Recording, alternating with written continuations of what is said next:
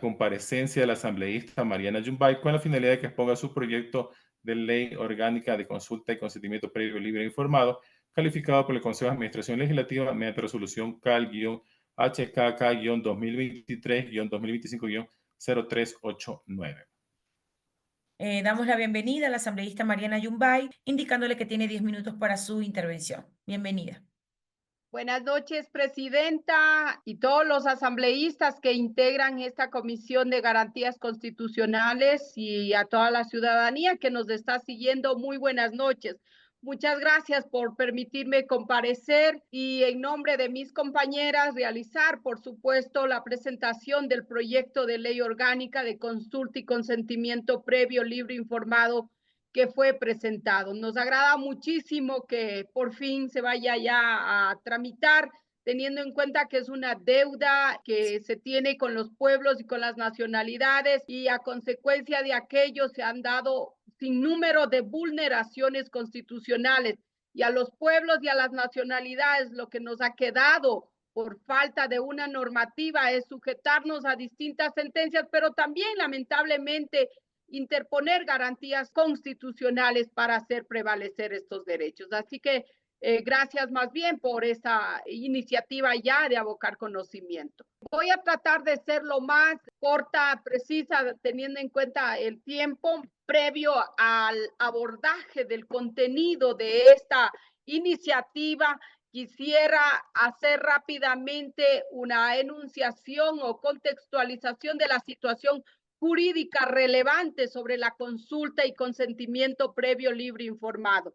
Primero, decir que hay características fundamentales sobre la consulta y consentimiento previo, libre, informado, que nace de la misma norma constitucional, de los instrumentos internacionales que son vinculantes. Muchos han sido ratificados, como por ejemplo el Convenio 169, la Declaración de las Naciones Unidas sobre los Derechos de los Pueblos Indígenas y la Declaración Americana.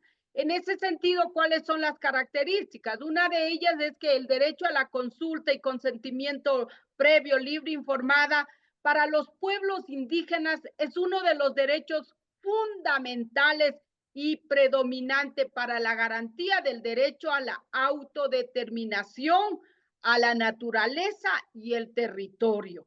Eso hay que entenderlo. Si no lo entendemos así, definitivamente no podremos garantizar este derecho a la autodeterminación. También es obligación de los estados garantizar la libre determinación de los pueblos indígenas, tomando medidas normativas y políticas que no favorezcan a las empresas extractivistas por sobre la propiedad y el territorio colectivo de los pueblos. Otra característica es que los procesos de consulta no implica una mera formalidad o simples actos de participación o negociaciones o compensaciones a los pueblos como se ha pretendido hacer creer.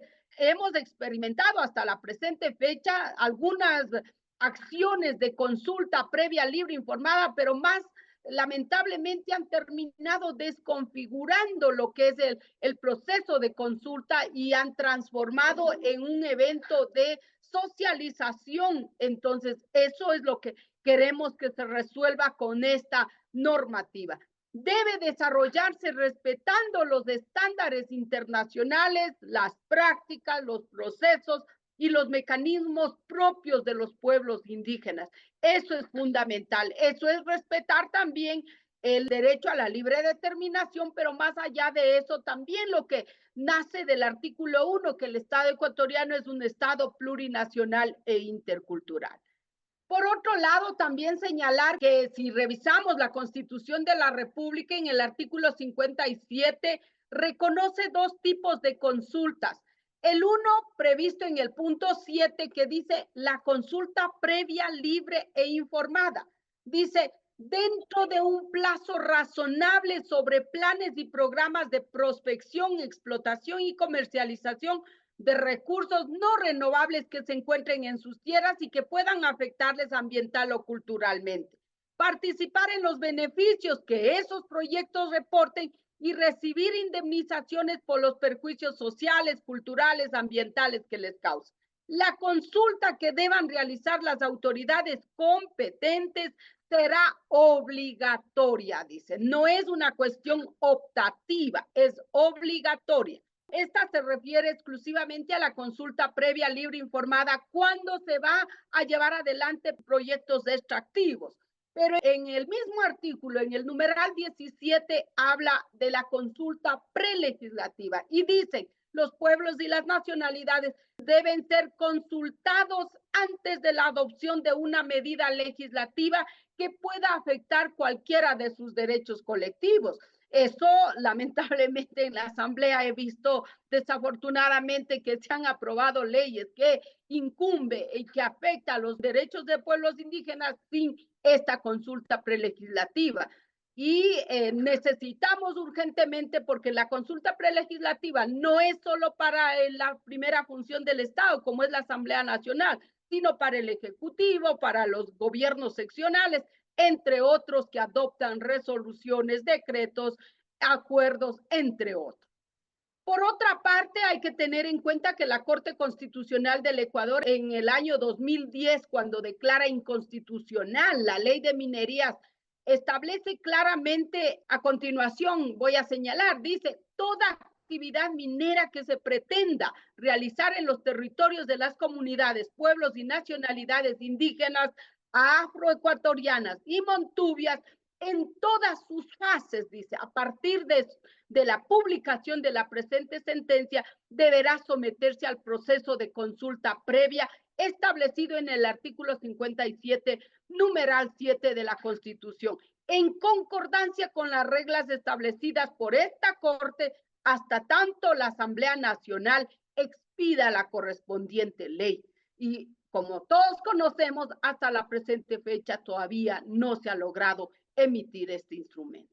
Eso a manera de contextualización para que entiendan de dónde nace esta iniciativa y la urgencia también de ser adoptada, ojalá. ¿Qué es lo que contiene nuestra propuesta? Contiene 43 artículos, 3 disposiciones reformatorias, 2 disposiciones generales, 4 disposiciones transitorias, una disposición derogatoria y una disposición final. ¿Qué es lo que contiene? Vamos al objeto del proyecto de ley. Se ha establecido como objeto el regular el ejercicio del derecho a la consulta previa, los procedimientos que debe garantizar el Estado en su deber de proteger este derecho y la toma de decisiones de conformidad con el derecho propio, los derechos constitucionales, los derechos humanos y los derechos de la naturaleza, ¿cierto? ¿Cuáles son los principios y definiciones? Desarrollan los principios de autodeterminación. Ahí se está estableciendo claramente a partir de lo que la misma Corte Constitucional ha señalado, la Corte Interamericana, los instrumentos internacionales, ahí se desarrolla lo que es la autodeterminación, lo que es la plurinacional e interculturalidad, lo que es la igualdad y no discriminación, lo que es la transparencia, el principio pro homine y pro natura, la proparticipación y también el plazo razonable. Todos estos principios se encuentran totalmente desarrollados y a partir de lo que dicen los instrumentos internacionales, para que no se crea que somos nosotros los que tal vez estamos inventándonos, sino ha sido una lucha larga desde los pueblos indígenas que las hemos enfrentado tanto a nivel nacional como internacional y precisamente por eso se han logrado sentencias en la Corte Interamericana y también las declaraciones y el convenio 169 de la OIT. ¿Qué más? Desarrolla los 2 tipos de consulta. Hay que entender que esta propuesta aglutina y desarrolla lo que es la consulta prelegislativa y de actos normativos, lo que establece la Constitución. Y por otro lado, también desarrolla lo que es la consulta y consentimiento previo, libre e informado, ¿ya? Entonces, estas 2, para que se identifique muy bien y no se pretenda tal vez confundir, ¿no es cierto? Se establece la característica de las consultas, en este sentido, lo que es la consulta prelegislativa y la consulta y consentimiento previo, libre, informado. La misma que debe ser previa, libre, informada, dialógica, adecuada y accesible. Si queremos ser respetuosos de los derechos, ¿no es cierto? Determina los sujetos del derecho a la consulta y sus derechos. Bueno, ahí en los sujetos, ¿quiénes son? Los sujetos son las comunidades, las comunas, los pueblos, las nacionalidades indígenas, los pueblos montubios, los pueblos afroecuatorianos. En el caso de los pueblos indígenas, hay 18 pueblos indígenas y nacionalidades, hay 15 nacionalidades. Entonces, son estas particularidades que es fundamental conocer para analizar el contenido de esta iniciativa. También desarrolla las obligaciones del sujeto, en este caso del Estado, que es el responsable de llevar a cabo la consulta.